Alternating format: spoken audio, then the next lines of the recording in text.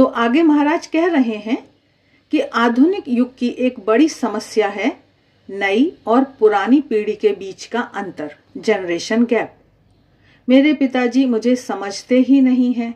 वे कहते हैं तू लॉ की परीक्षा देकर वकील बन जा, मेरे ऑफिस में आकर सब सीख ले, पर मुझे तो कानून में रुचि नहीं है, मुझे तो और कुछ करना है। आप पिताजी को समझाइए। इस प्रकार कितने ही युवक अपने माता पिता की शिकायत लेकर आते हैं। दूसरी ओर माता पिता की शिकायत होती है कि संतानें उनका कहना नहीं मानती हैं। इससे पैदा होता है संघर्ष, खींचतान, तनाव और मतभेद। माता पिता और बुजुर्ग चाहते हैं कि वे जैसा कहें वैसा संतानों को करना चाहिए और युवा पीढ़ी वैसा करने को तैयार नहीं होती है। उन्हें अपनी स्वतंत्र इच्छा शक्ति के अनुसार जीवन में कुछ करना है। युवकों को लगता है कि माता पिता निरंतर टोकते रहते हैं, इसलिए वे चिढ़ने लगते हैं।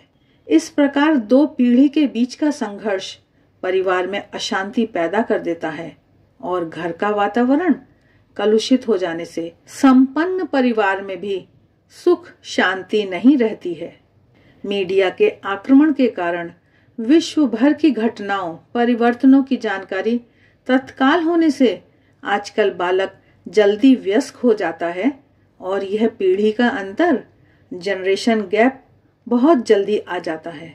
मनोविज्ञान की एक प्रोफेसर महिला ने अपने संभाषण में बताया था, 5 वर्ष पहले जब मैं कॉलेज में लेक्चरर के रूप में आई थी, तब मैं अपने आप को आधुनिक मानती थी और जनरेशन गैप के बारे में व्याख्यान देती थी, पर अब केवल 5 वर्ष में ही मेरी छात्राएं कहती हैं कि मेरे विचार, रहन सहन पुराने जमाने के हैं। इतनी तेजी से परिवर्तन हो रहे हैं कि इन 5 वर्षों में ही जनरेशन गैप का अनुभव हो रहा है। पश्चिम के देशों में और अमेरिका में तो अब छोटे बच्चों को भी माता पिता कुछ कह नहीं सकते हैं, क्योंकि वे अब माता पिता के विरुद्ध पुलिस में शिकायत कर सकते हैं। इस पीढ़ी के अंतर, जनरेशन गैप के कारण परिवार में प्रेम, त्याग, सम्मान, समर्पण आदि के मूल्य कम होते जा रहे हैं। इसलिए सुख शांति और आराम देने वाले घर आग की भट्टी जैसे होते जा रहे हैं। स्वामी निखिलेश्वरानंद जी आगे बता रहे हैं कि मनुष्य की सुख शांति को ग्रसने वाला एक भयंकर राक्षस इस आधुनिक युग में पैदा हो गया है। यह राक्षस इतना विकराल है कि इसका पेट कभी भरता ही नहीं है। यह है उपभोक्तावाद। आधुनिक मानव उपभोक्तावाद के चंगुल में भयंकर रूप से फंस गया है। जैसे जैसे सुख सुविधा के उपकरण बढ़ते और विकसित होते जा रहे हैं, वैसे वैसे उन्हें पाने का पागलपन मनुष्य में बढ़ता जा रहा है। बहुमूल्य गाड़ियां, कीमती वस्त्र, मूल्यवान आभूषण, सुख भोग के मनोरंजन के साधन, डीलक्स मकान, हवाई जहाजों की आरामदायी यात्राएं, आधुनिक फैशन वाले मोबाइल, विदेशों का वैभवी प्रवास, इन सब का पागलपन धन संपत्ति के साथ साथ बढ़ता जाता है। इन सब की पूर्ति के लिए अधिक धन कमाने की आवश्यकता होती है।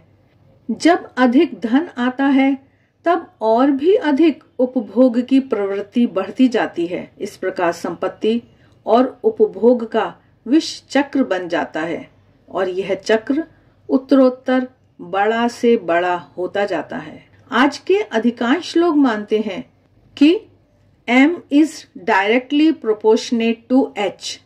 M अर्थात मनी, रुपए, धन संपत्ति, H अर्थात हैप्पीनेस, सुख। अर्थात जितना अधिक धन होगा उतनी अधिक सुख शांति मिलेगी।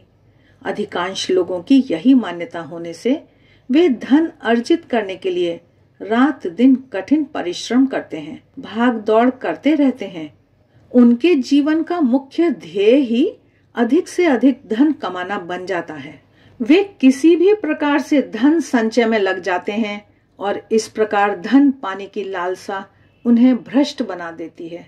यदि एक बार भी धन कमाने का अनैतिक मार्ग पकड़ लिया तो पहला परिणाम होता है आंतरिक अशांति और दूसरा परिणाम होता है जीवन की असुरक्षा। महाराज आगे बता रहे हैं कि एक बार इस मार्ग पर चल पड़े तो लौट नहीं सकते हैं। यदि लौटना चाहें भी तो उसके साथी उसे जीवित वापस जाने नहीं देते हैं। ऐसे भ्रष्ट मार्ग से ढेरों संपत्ति मिल जाती है, पर जीवन का सच्चा सुख और शांति कभी नहीं मिलती है। तो ऐसी संपत्ति किस काम की? इसके अलावा जिन्हें पैसे का पागलपन हो जाता है वे उससे पुनः बाहर नहीं निकल सकते। जितनी संपत्ति अधिक होगी उतनी ही इच्छाएं अधिक होंगी। अधिक धन कमाकर संसार के प्रसिद्ध धनवानों की सूची में अपना प्रथम नाम लिखवाने का पागलपन भी आजकल धनवानों में बढ़ता जा रहा है। ऑक्सफोर्ड डिक्शनरी में आज के युग में एक नया शब्द एफ्लुएंजा जोड़ा गया है। यह एक प्रकार के बुखार का नाम है, पर यह शब्द है एफ्लुएंजा। यह नया रोग अलग प्रकार का है। यह एफ्लुएंट लोगों में होता है, अर्थात समृद्ध लोगों का यह रोग है। इस रोग में समृद्धि प्राप्त करके उसे और अधिक पाने की भूख बढ़ती जाती है। यह लालसा मनुष्य को पागल बना देती है। उसे यदि कुबेर का भंडार मिल जाए तो भी कम पड़ेगा। असंतोष की यह भूख आदमी को आर्थिक प्राणी बना देती है और उसे पैसे के सिवाय कुछ दिखाई नहीं देता है, क्योंकि पैसा कैसे प्राप्त करे इन्हीं विचारों में रात दिन लगा रहता है। महाराज आगे बता रहे हैं कि आज के इस उपभोक्तावाद ने एक नया मानसिक रोग पैदा कर दिया है। उसका नाम है न्यूगीन न्यूरोसिस। इसमें मनुष्य के सारे कार्य आर्थिक मापदंड से ही होते हैं, जिसमें मनुष्य पैसे का गुलाम बन जाता है। मानो पैसे का भूत उसके सिर पर सवार हो जाता है। पैसे के सामने पारिवारिक संबंध, नैतिक जीवन आदि सब कुछ गौण हो जाता है। यह सुखवादी विरोधाभास अस्तित्व में आ गया है। इस भोगवाद के राक्षस ने अपना विकराल मुंह खोला है और उसकी विकराल दाढ़ों में अच्छे अच्छे लोग पीसे जा रहे हैं। जापान में समृद्धि बढ़ाने के लिए वहां के कर्मचारियों और अधिकारियों ने दिन रात परिश्रम किया। अमेरिका के उद्योगों को पीछे छोड़ दिया, किंतु परिणाम क्या हुआ? समृद्धि बढ़ गई किंतु शांति खो गई। वहां उत्पाद बढ़ाने के लिए महीनों तक अधिकारी कर्मचारी फैक्ट्री में ही रहते थे। फिर महीनों बाद जब वे अपने घर गए तो देखा कि उनकी पत्नियां कहीं चली गईं, बच्चे उपद्रवी हो गए, परिवार टूट गए, धर्म छूट गया, संस्कार लुप्त होने लगे और भोगवाद आ गया था। इस सदमे को सहन नहीं कर सकने के कारण कई लोग मानसिक रोग के शिकार बन गए। जापान के स्वास्थ्य मंत्रालय के सर्वेक्षण के अनुसार जापान में 44 वर्ष से बड़ी उम्र के 42% अधिकारी मानसिक रूप से अस्वस्थ हो गए थे। संसार में सबसे अधिक समृद्ध माने जाने वाले देशों में जहां प्रति व्यक्ति आय सबसे अधिक है, आत्महत्या और मानसिक रोगों की संख्या सबसे अधिक है। अतः कहा जा सकता है कि जैसे जैसे समृद्धि बढ़ती है वैसे वैसे सुख बढ़ता नहीं है, वरन कम होता है। पुराणों में राजा ययाति की कथा सुप्रसिद्ध है। वह वृद्ध हो गया किंतु उसकी भोग वासना कम नहीं हुई।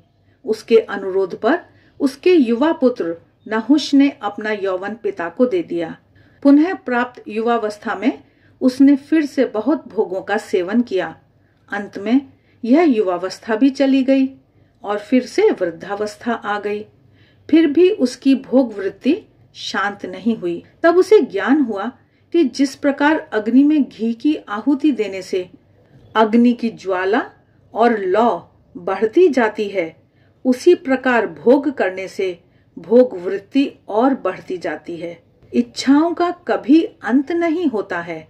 आगे स्वामी निखिलेश्वरानंद जी बता रहे हैं कि इस संदर्भ में टॉल्स्टॉय की एक कहानी प्रसिद्ध है। एक व्यक्ति को कहा गया कि सूर्यास्त तक वह जितनी दूर दौड़ सकेगा उतनी जमीन का वह मालिक हो जाएगा। इसलिए वह आदमी बहुत तेजी से दौड़ने लगा। हांफते हांफते भी दौड़ता रहा। मुंह से फेन आने लगा। तब भी वह यह सोचकर दौड़ता रहा कि बस इतना और दौड़ लूं तो इतनी अधिक जमीन मेरी हो जाएगी। पैर लड़खड़ाने लगे। तब भी वह अधिक जमीन पाने के लालच में दौड़ता रहा। शाम होने तक उसने कितनी अधिक जमीन प्राप्त कर ली थी।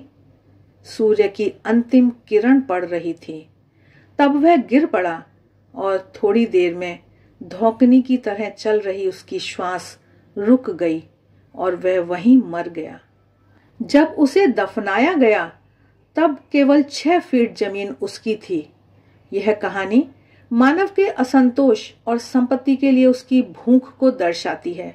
यदि समय होता भी है तो तन और मन भोगने के योग्य नहीं रहते हैं। अधिकाधिक संपत्ति पाने की होड़ में मनुष्य अपने वर्तमान के सहज सुखों और स्वाभाविक आनंद को खो देता है। महाराज बता रहे हैं कि इस संदर्भ में एक माझी की सुंदर कहानी है। एक दिन दोपहर के समय एक माझी अपनी नाव का लंगर डालकर नदी के किनारे वृक्ष की छाया में आराम से सो रहा था। तभी वहां एक व्यापारी आया। उसने माझी को जगाकर कहा, अरे तू इस प्रकार दोपहर में क्यों सो रहा है? तुझे तो दूर दूर तक जाना चाहिए और बहुत सी मछलियां पकड़नी चाहिए। बाबूजी, बात ऐसी है कि आज सुबह एक बहुत बड़ी मछली मिल गई। मुझे आज के गुजारे लायक धन मिल गया है, इसलिए आराम कर रहा हूँ। व्यापारी ने कहा, अरे तू कैसा मूर्ख है? तू अधिक मछलियां पकड़ेगा तो तुझे अधिक पैसे मिलेंगे, किंतु इतने पैसों का क्या करूंगा? व्यापारी ने कहा, उसे जमा करना और जब अधिक धन संचित हो जाए तब मेरे पास आना। मैं तुझे शेयर में अलग अलग योजनाओं में पैसे कैसे निवेश करते हैं यह बताऊंगा और उससे तुझे नियमित रूप से प्रति माह धनराशि मिलती रहेगी। फिर व्यापारी ने कहा, फिर तुझे कोई चिंता नहीं रहेगी, तू निश्चिंत होकर सो सकेगा। बाबूजी, अभी तो निश्चिंत होकर सोया ही था। व्यापारी माझी की मूर्खता पर बड़बड़ाता हुआ चला गया, परंतु नाव वाला जो समझता था वह व्यापारी नहीं समझ सका। आज अधिकांश लोग इस व्यापारी के समान हैं, जो भविष्य की निश्चिंत नींद के लिए वर्तमान की आनंद भरी नींद को छोड़कर अधिक धन की लालसा में दौड़ रहे हैं, और जब धन मिल जाता है तो नींद ही उड़ जाती है। आज के उपभोक्तावाद के राक्षस ने भविष्य के मोहक भ्रमजाल की ऐसी रचना की है कि अच्छे अच्छे मनुष्य भी इसमें फंसकर वर्तमान की सुख शांति को खो देते हैं। इसलिए सुख शांति की खोज में निकले आधुनिक मानव को उपभोक्तावाद के राक्षस के चंगुल से मुक्त होना पड़ेगा। पाश्चात्य मनोवैज्ञानिक एरिक फ्रोम के मतानुसार मानव आज उपभोक्तावाद का शिकार होकर स्वयं एक भोग्य पदार्थ बन गया है। तब उसे सच्चा सुख और शांति किस प्रकार मिल सकती है?